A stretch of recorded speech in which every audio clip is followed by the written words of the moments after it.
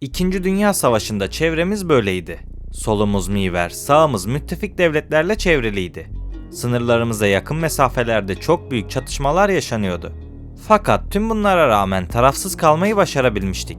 İkinci Dünya Savaşı'ndan sonra onlarca yıl geçti ve günümüz dünyası yeni bir değişime hazırlanıyor. Ekonomik güç batıdan doğuya geçmek üzere. Trump'sa bunun farkında. Bu yüzden dengeleri eşitlemek adına yönünü Avrupa'dan ziyade Arktik'e döndürmüş durumda. Kanada, Panama, Ukrayna ve son olarak Gazze'ye yönelik sert politikalar derken Amerikan borsaları bir değer kaybetmeye başladı. Öte yandan Türkiye'nin Avrupa Birliği üyeliği de gündemde. NATO'nun dağılma ihtimali nedeniyle ortak Avrupa ordusuna dahil olabileceğimize dair fikirler ortaya atılıyor. Gerçeği söylemek gerekirse Türkiye şu anda çok önemli bir kararın eşiğinde. Önümüzde birçok seçenek mevcut. Ya ABD'siz NATO'dan ayrılıp Amerika Birleşik Devletleri ile iyi ilişkiler kuracağız. Ya da Avrupa Birliği'ne katılma umuduyla ortak Avrupa ordusuna dahil olacağız. Ya da bunlardan hiçbirini gerçekleştirmeyip Çin ve Rusya gibi Doğu bloğunun olduğu BRICS'e katılacağız. Tabi tüm bunların dışında bir de Türk Devletler Teşkilatı ve Turancı düşüncelere sahip olan insanlar var. Peki bu kadar ihtimale rağmen Türkiye ne yapmalı? İşte bu videoda bu soruya cevap bulmaya çalışacağım. Destek olmak için videoyu beğenmeyi unutma. Türkiye'nin BRICS'e katılma iddiaları ilk olarak 6 veya 7 ay önce ortaya atılmıştı. Çin, Rusya, Brezilya, Güney Afrika ve Hindistan'ın oluşturduğu bu grup, Batı'nın liderliğindeki IMF ve Dünya Bankası gibi kuruluşlara alternatif sunmak isteyen ekonomik bir birlik olarak ortaya çıktı. Yani BRICS en azından şimdilik askeri bir birlik değil. 2024 yılında gerçekleşen büyüme ile Mısır, Etiyopya, İran, Suudi Arabistan ve Birleşik Arap Emirlikleri birliğe dahil olmuştu. Bu devletlerin gruba dahil olmasıyla birlikte BRICS'teki ülke sayısı 10'a çıkmıştı. An itibariyle ittifaktaki üye ülkeler, dünya karasal alanının 1/3'ünden daha fazlasını kapsıyor ve doğal kaynaklar açısından oldukça güçlüler. Peki BRICS, Batı bloğuna karşı bir alternatif sunabilir mi? Özellikle de ABD'nin Avrupa'dan desteğini kesmeye hazırlandığı bu dönemde. BRICS Plus üyeleri önemli bir karasal büyüklüğe ve yaklaşık 3,5 milyar insan gücüne sahip. Yani dünya nüfusunun %40'ını temsil ediyorlar. Bu konuda örgütlü öne çıkan iki devlet var. Bunlar Hindistan ve Çin. Yalnızca bu iki ülkenin nüfusu neredeyse 3 milyar civarında. Tüm bu nüfus ve karasal büyüklük elbette çok önemli avantajlar. Fakat olayları ekonomik açıdan değerlendirirsek daha doğru bir tespit yapabiliriz. BRICS ülkelerinin toplam gayri safi yurt içi hasılası dünya ekonomisinin yaklaşık 1/4'üne denk geliyor. Nominal gayri safi yurt içi hasılaya göre bir sıralama yapacak olursam listenin ilk 10 sırasında 3 BRICS ülkesi bulunuyor. 11. sıradaki Rusya'yı da sayarsak 4 diyebilirim. Öte yandan Rusya, Çin ve Hindistan gibi ülkelerin nükleer güce sahip olduğunu da es geçmemek gerekiyor. Ancak az önce de belirttiğim gibi BRICS askeri alandan ziyade uluslararası ticaret konularında öne çıkıyor. Bu amaçla 2014 yılında Şangay merkezli Yeni Kalkınma Bankası'nı kurdular. Bu bankanın amacı üye ülkelerdeki altyapı projelerini finanse etmek ve olası ekonomik krizlerde örgütteki üyeleri destekleyebilecek bir para rezervi yaratmak. Bu nedenle bu bankanın özellikle IMF'ye bir alternatif olarak kurulduğunu söyleyebilirim. Şu ana kadar anlattıklarımı kısaca özetlemek gerekirse BRICS için Doğu'nun Avrupa Birliği diyebiliriz. Hiçbir askeri gücü yok ve tamamen ekonomi odaklı. Ama bu BRICS'in içinde hiç sorun olmadığı anlamına gelmiyor. Öncelikle şunu söylemeliyim ki üye devletler arasındaki ekonomik güç farkları oldukça dikkat çekiyor. Örneğin Çin bu grubun devi. Diğerlerine kıyasla devasa bir ekonomiye sahip. Tek başına gayri safi yurt içi hasılası diğer ülkelerin toplamından 2,5 kat daha fazla. Öte yandan Çin kendi başına dev bir sanayi ülkesi. Katma değerli ürünler ihraç ediyor olsa da bu ürünlerin bir kısmını tüketen bir iç pazara sahip. Rusya, Brezilya ve Güney Afrika ise daha çok gıda, silah ve nükleer enerji gibi sınırlı bir pazara sahip. Ayrıca birçok ürünü Çin'den ithal ediyorlar.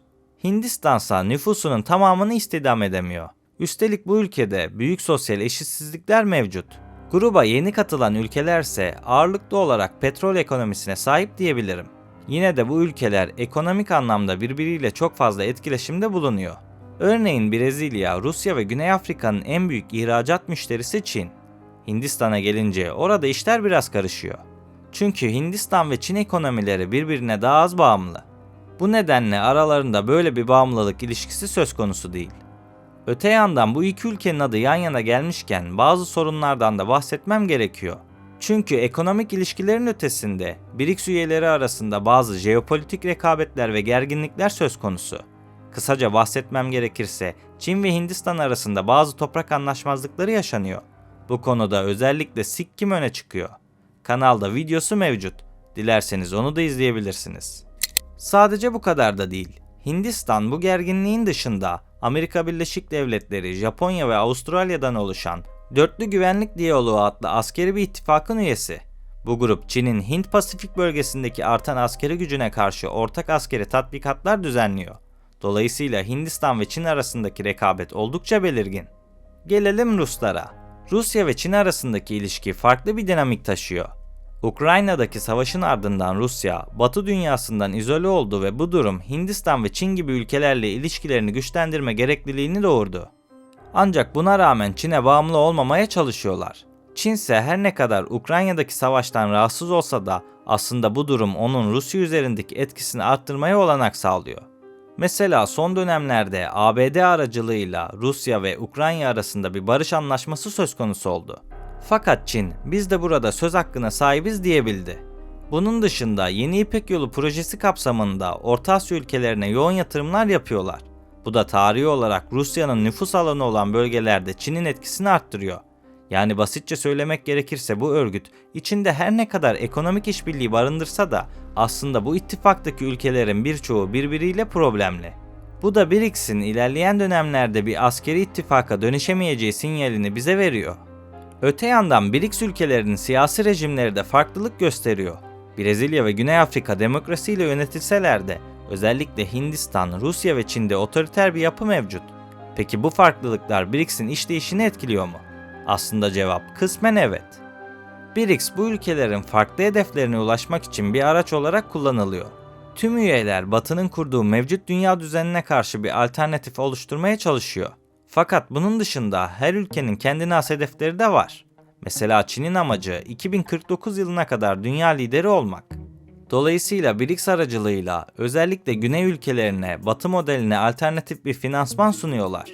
Mesela son zamanlarda Amerika Birleşik Devletleri Ukrayna'yı Starlink üzerinden tehdit ederken Çin Starlink'e alternatif bir teknoloji üreteceğini açıkladı.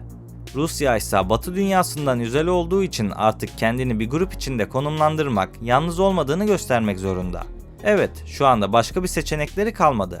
Her ne kadar ABD aracılığıyla bir barış anlaşması yapacak gibi dursalar da hala farklı ülkelerin desteğine ihtiyaç duyuyorlar. Hindistan, Brezilya ve Güney Afrika ise ilginç örnekler oluşturuyor. Çünkü bu ülkeler Batı dünyasına tamamen karşı çıkacak ekonomik güce sahip değiller. Bu yüzden onların da Çin ve Rusya'ya ihtiyacı var.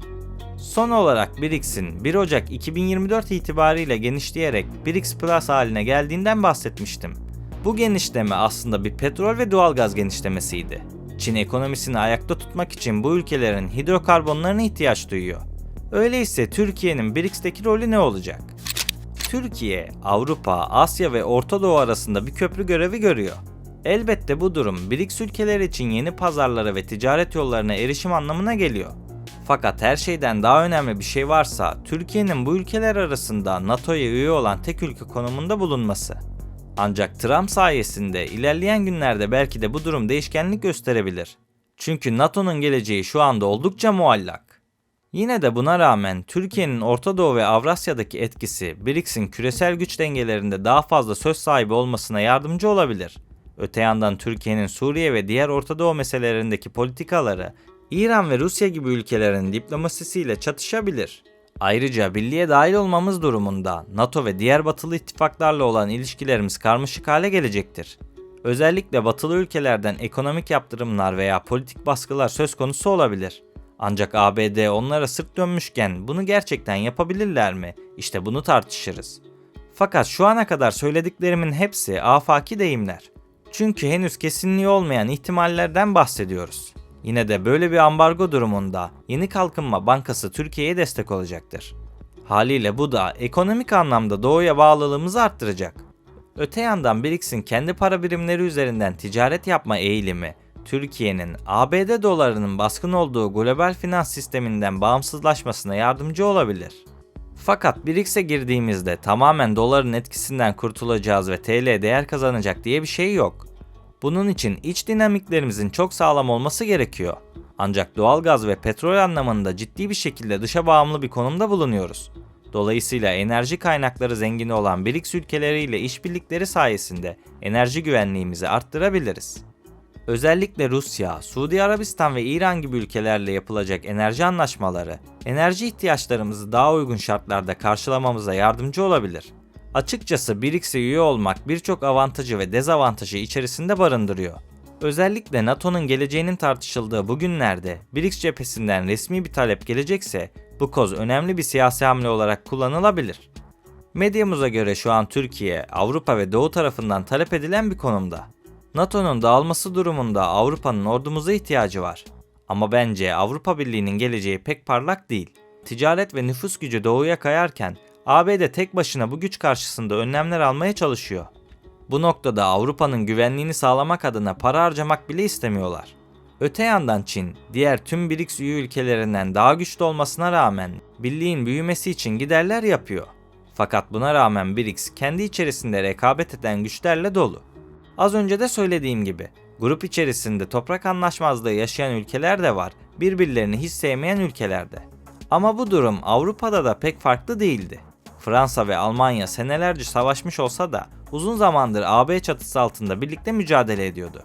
Bu nedenle Türkiye olarak hassas dengelere sahip olmalıyız. Açıkçası Türkiye'nin tarafsız bir politika gütmesi gerektiğini düşünüyorum. Ama öte yandan yalnız da kalamayız. Olumlu stratejik hamlelerle kendimizi öne çıkarmamız gereken bir dönemdeyiz. Dünyanın geleceği inşa edilirken buna çok fazla ihtiyacımız var. Bu noktada bence Türk Devletler Teşkilatı öne çıkıyor. Daha önce birçok videomda söylediğim gibi Turan fikri birçoğunuz için mükemmel bir fikir gibi görünüyor. Ancak ben bunun gerçekleşmeyeceğini düşünenlerdenim. Çünkü Türk devletleri arasında bürokratik anlamda birçok fark var. Her devletin işleyişi farklı ve bu nedenle federatif bir yapının bizi ileriye değil geriye götüreceğini düşünüyorum. Fakat Türk Devletleri Teşkilatı çatısı altında hem ekonomik hem savunma sanayisi hem de askeri güç konusunda birleşmemiz gerektiğini düşünüyorum. Öte yandan ben Avrupa Birliği'ne birçok nedenden ötürü giremeyeceğimizi düşünüyorum. Fakat buna rağmen onlara karşı siyasi kazanımlar elde etmek zorundayız. Gelecekte NATO dağılacaksa askeri anlamda alternatif bir Türk ordusu kurulmalı. Fakat bunun da oldukça zor olduğunu söylemem gerekiyor. Bu sıralar YouTube'da Kerem abinin videolarını çok fazla izliyorum. Açıkçası ilk kez onun kanalında Kazakistan'ın Güney Kıbrıs'a büyükelçilik atadığını duydum.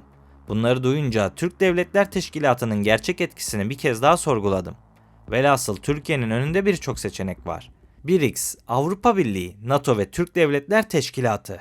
Peki sizce ne yapmalıyız? Hangisini seçmeliyiz? Yorumlarda fikirlerinizi belirtin.